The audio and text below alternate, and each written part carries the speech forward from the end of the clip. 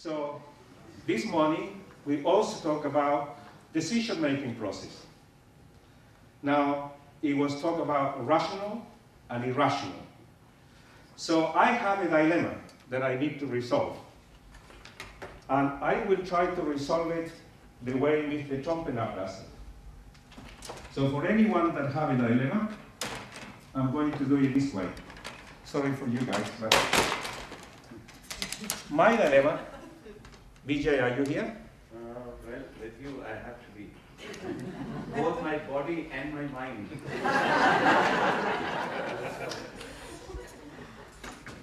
I've been asked to marry Vijay. So what shall I do in making that decision of marrying Vijay?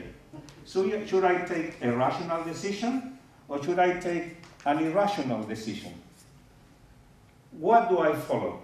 Should I follow the integration of the opposite, Trompenaar way? So we use the spiral, and somehow I need to reconcile, do I marry or do I not marry? The optimal point of that is to maximize and reconcile. Yes, that will be rational, irrational. Binu, we are married. But I'm going to show you that's the resolving the dilemmas of Trompenaar. This is rationality and irrationality. But now I'm going to show you how do we really marry it. Very rational, okay? So, you love me? You love me not. In Spanish is, me quiere mucho, poquito, nada. Me quiere mucho, poquito, nada.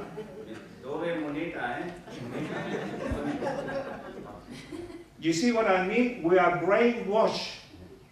Yes, we have been washing ourselves for hundreds of years to believe that decision-making process is a rational process. Somebody we have discovered somehow that is irrational. But is it really irrational? What do we mean by irrational? Is it that we are, what, speaking with the heart? Because rational thinking, it tells us that you speak with the head. You argue with the head. You argue with facts. Yes? So this is a crucial moment in our development as professionals in regard of this issue.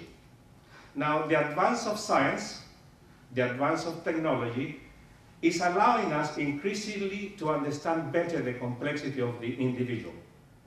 And in this sense, we believe now, and neurobiology has established, that decision-making is all about managing your emotions and your intuitions.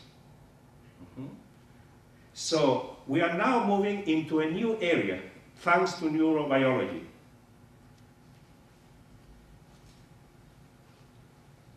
Now, in our view, there is a backlash about globalization, there is a backlash about Western decision-making process, and there is a backlash about Western expert. So let me briefly interpret it. The expressions of blue eyes in historical term in Brazil refer to the period of colonialism when the blue-eyed man was so arrogant that will never recognize that he made a mistake.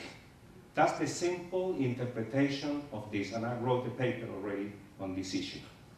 But what really is important to us as professionals that work internationally? I'm basically conveying this to you from the point of view of international business and working international, doing business international. And this is the sort of things that now we need to be aware as professionals when we are doing business internationally. There is a serious backlash regarding westernized decision-making process. There is a resistance, and there is a challenge, and there is a rejection towards the way we have done business. And this is what is going on. The IMF have lost already complete supremacy in Latin America. Yes? Bad news for banking, because people have become aware, the more they have become addicted to debt, the better for the bank it is. So, Argentina have paid the debt, Venezuela have paid the debt, Brazil is paying the debt, and therefore they have created their own bank. Now, what happened in our view with the process of globalization is that the globalization has been so extreme that have pushed the pendulum to the other side. And this is the case of Asia. The analyzation of Asia, of the rise of India and China. What it means is the following, is that now what they are saying to us is Chinese business practice, Indian business practice are superior than Western practice. So the pendulum has forced from one side to the other side.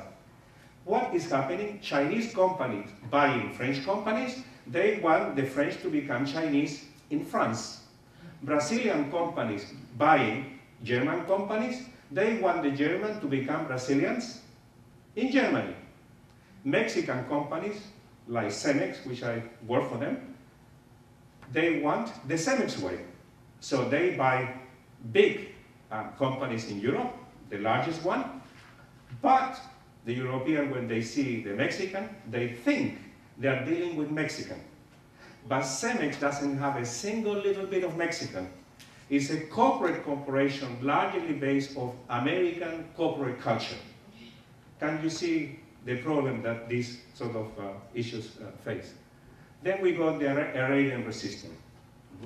That's heavily illustrated eloquently by the book of Alistair Cook, the top negotiator of Europe in the Middle Eastern process. I'm sure you are familiar with his work. So what are our foundations? How do we base our work as international business consultant? We found our work on the basis of this principle. Respect for nature, respect for human dignity, and what we mean for this is the following. Nature do not have a problem with humans. The problem is humans against humans, and ultimately between humans and nature. So it's not nature that have a problem with us. There are two tendencies. One that have already been established, that humans should follow its own path separately from nature. We don't partake on that concept. We think that humans should shadow the paths of nature. And this is to do with our sustainable development.